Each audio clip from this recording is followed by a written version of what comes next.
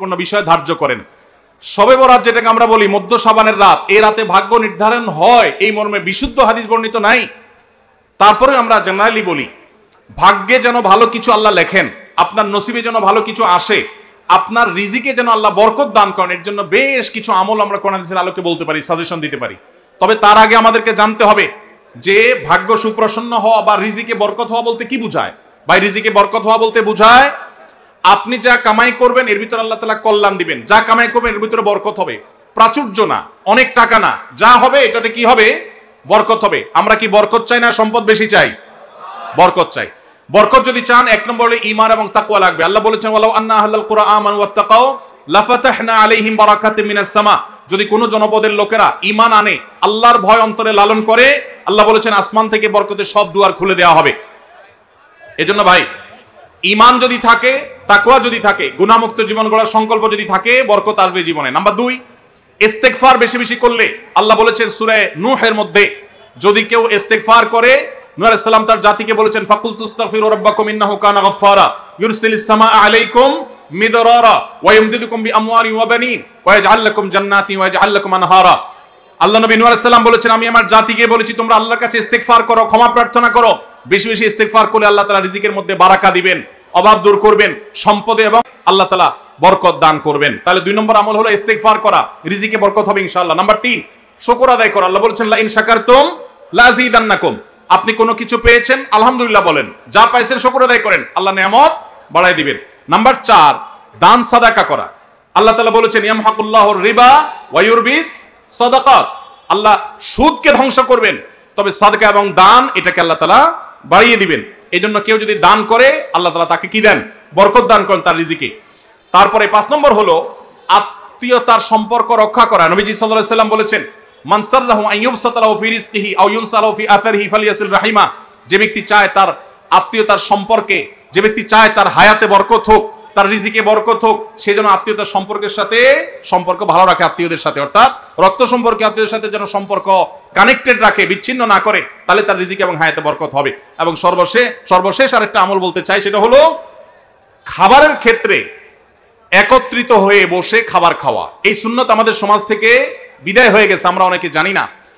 আবু দাউদের একটা হাদিস বর্ণিত হয়েছে, নবীজি সাল্লাল্লাহু আলাইহি ওয়াসাল্লামের কাছে এক ব্যক্তি বললেন হে আল্লাহর রাসূল, আমরা খাই কিন্তু অনেক খাওয়ার পরেও পরিতৃপ্ত হই না, পেট ভরে না, খাবারের চাহিদা পরিপূর্ণ মিটে না, কারণটা কি?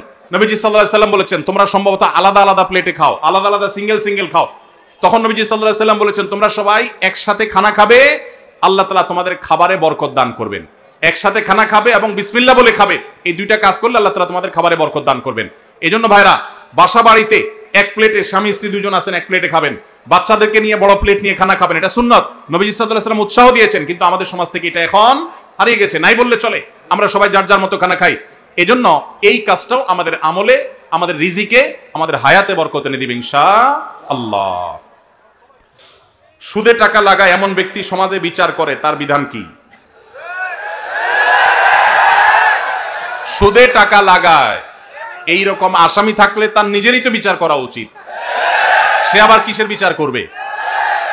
মুসলমানদের সমাজে হারামখোররা কখনো বিচারকের আসনে বসতে পারা উচিত না। মুসলমানদের উচিত এগুলোকে সতর্ক করা, এগুলোর ব্যাপারে সতর্ক থাকা। আল্লাহ আমাদেরকে তৌফিক দান করুন। যে সমস্ত মানুষ হারামের সাথে খুল্লম খোলা সম্পর্ক, মুসলমানদের সমাজে কিভাবে তাদেরকে বিচারক হিসেবে ডাকেন? আর ভালো মানুষের কি অভাব পড়ছে এলাকায়? সুদখোর ছাড়া ভালো মানুষ কি নাই এলাকায়? তাহলে কেন সুদখোরকে দিয়ে বিচার করতে হবে? যে আল্লাহর ভয় যার মধ্যে নাই, সে কিভাবে ন্যায়সঙ্গত ভাবে বিচার করবে? কিভাবে আশা করা যায়?